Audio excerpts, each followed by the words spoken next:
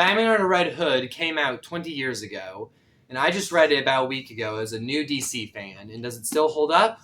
Let's find out. Beyblade here. Like, subscribe, comment if you want to see more. And yeah, let's get into my review of Batman Under Red Hood after I just read it for the first time about a week ago. I've composed my thoughts, and I wanted to give this review before I reread it and sort of have a new experience. But this is just, I've only read it once. This is my first reactions, the things I liked, the things that confused me, all that. And so how accessible is this book for new comic book readers? So the first thing I liked was the introduction was really good. So there's, at the beginning here, you have this battle scene between Batman and Red Hood. Now, obviously, we're going to have like a 5 weeks earlier thing, but this starts sort of immediately gets you hooked in. You know, see, this person's obviously giving Batman a run for his money. And then you see Batman's reaction here where he says, "Oh God," after seeing Red Hood take off his mask. Sets up a really good sort of intriguing plot beginning, and it gets you really interested to find out who is this guy. Now, obviously, I went into this comic knowing Jason Todd is Red Hood. I knew that. However, if you didn't know that, this actually is a really great way to get you suspense, because clearly Bruce has a big reaction to it. Alright, so then we go 5 weeks earlier, and this is where my first complaint, not really complaint, but just sort of confusion happens. It talks about the myth seems more like a man, and death has visited this family again. It has this panel. Now, I knew about Stephanie Brown's death. However, so I assumed that's what this was. However, in almost immediately not immediately, but in not too long, it talks about how Batman depended on Oracle. Let me see if I can find that here. And that's not available anymore. I think that, here it is, right here. So it says he'd grown to rely on Oracle, but she's not around anymore, Barbara Gordon. So this confused me, because it sort of seemed to imply that she was gone, and I didn't figure this out by myself. The death it's talking about is Stephanie Brown. Barbara Gordon being gone is something different. It's something separate. I had to look that up to find out about it. So, with that out of the way, I then continued the story, and I got sort of back into the loop of understanding things. Then we get sort of here to the introduction of Red Hood. This is one of the best introductions of a character I've seen in any of the comic books I've read so far. You have him going to these dealers and basically saying, hey, work for me, don't target kids with your drugs, and I'll protect you, essentially. It sets him up as a sort of anti-hero character in a really good way, and the artwork is fantastic, the writing is great, and then we get introduced to Black Mask. I really enjoyed the introduction of Black Mask. It really sort of sets his tone as a sort of businessman-like character. I really enjoyed sort of that aspect of this sort of business-like approach to crime. I will say, sort of, I'm going to talk a little more about it later, but the art style, I had mixed feelings on it. I like it. However, it's very real. It's very detailed, but not very realistic. It's exaggerated. It's detailed and exaggerated, which I think works great in some scenes, then is a little weird in others. I certainly can tell about when the artwork came out. Like, you can sort of feel the age in it, but it's still very good. The artwork has some great shading.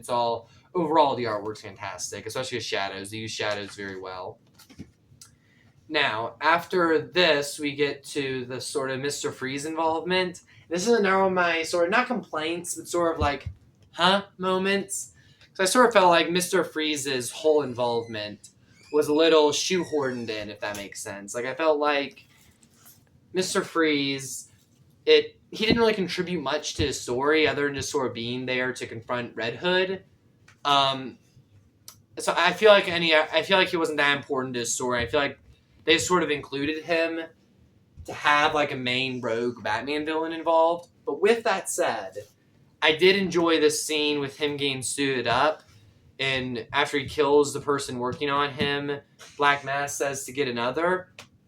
I enjoy this because it really again shows Black Mask's approach, which is almost very utilitarian, very get it done. He's not needlessly cruel to people working under him, but he also clearly is not merciful. It's a very cold sort of crime, but with a very attractive personality.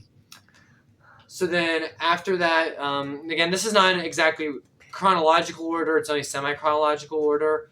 we get our Bruce Dick team up, a team up between Batman and Nightwing, which I really enjoy this whole team up.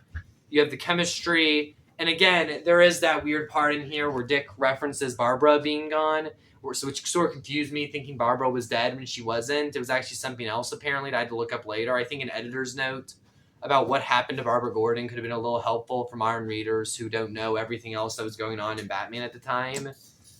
But overall, this team up was a lot of fun.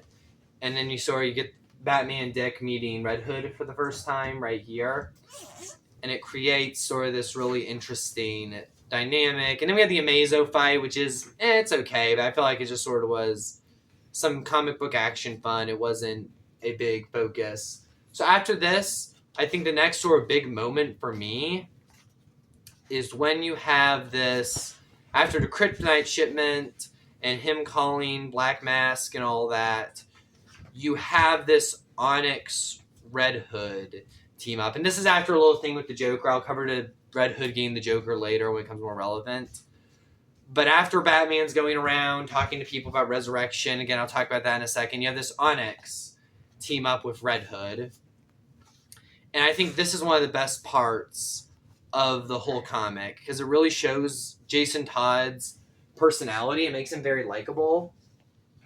And I think it shows some great sort of dichotomy between his characters, where he's doing things that we don't like, but at the same time, we can't help but like his personality. And then I really enjoyed, you have this, sort of backing up a little bit, Batman is inquiring about Resurrection, right? So he's asking Oliver about the time he came back to life. He's asking Zatanna about the Lazarus Pits. And it's really nice because they could have tried to do a whole surprise. Like, the idea is Batman somehow surprised that Jason's back. Like, how could he be back? When you look at the wider context of the continuity, that really wouldn't make sense, because he's faced, like, Resurrection and things like that before. So the fact he immediately recognized that and suspected it is actually a really nice, reminds you he's the world's greatest detective, and really sort of adds a detail to his character that would have been easy to overlook. So backing up, I really enjoyed how Bruce was immediately suspecting something about Resurrection. You sort of, it's not directly said, but he seems to highly suspect that it could be Jason. So then sort of the next major moment, if I just look at my notes here, is you have the scenes with the Joker. Any scene with the Joker, I have really liked in this comic, because I think it really lends to the art style. The sort of exaggerated, detailed art style really lends to the Joker extremely well. Let me see if I can find a panel here. You have this moment between Jason and the Joker and Batman, where you can just see how the detailed features, along with the exaggeration, really do well with showing Joker and making him really seem crazy. And then backing up a little bit again, we have after Batman discovers who Jason is, and there's not really much to say about that other than it was good. It was intense, and they handled it well with Red Hood ripping off Batman's mask first, and then Red Hood ripping off Batman's mask and then revealing his own to be fair.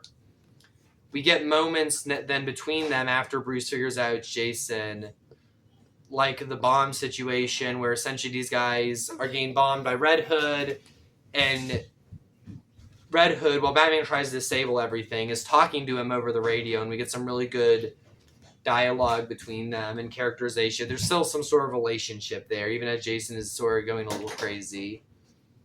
And then I'd say the next really big thing we have is there's a Bruce and Jason team up. Let me see if I can find that here. Yeah.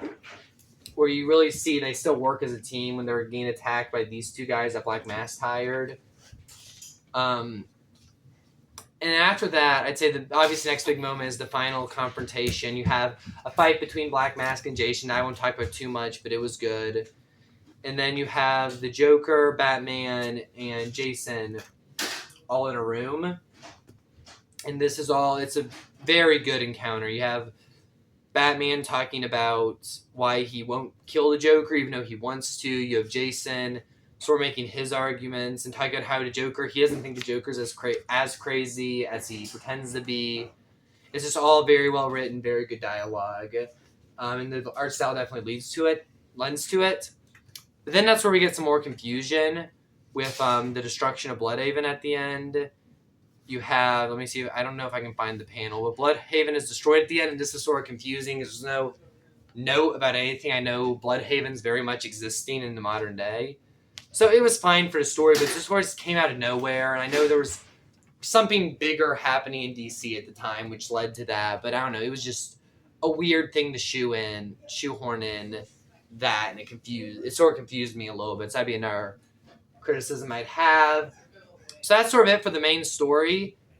But then you have the return of Jason Todd, which is an extra at the end where it talks about how he got returned, how he came back. This was very good. It explained things very well. Obviously, things could be a little confusing if you don't know everything else going on. That I don't know. I think like Superboy Prime, something like that, punching. I don't know that story too well, but reset things. However that happened, still though, it's really well laid out, and I really enjoyed that aspect of it. However, then there's that last extra, which I think is a Batman Hush tie-in, maybe? I don't know. It was confusing. It was weird. I didn't even really read it too closely just because I've never read Batman Hush. It's on my reading list, but I haven't read it yet. So this last part here was just a little confusing for me.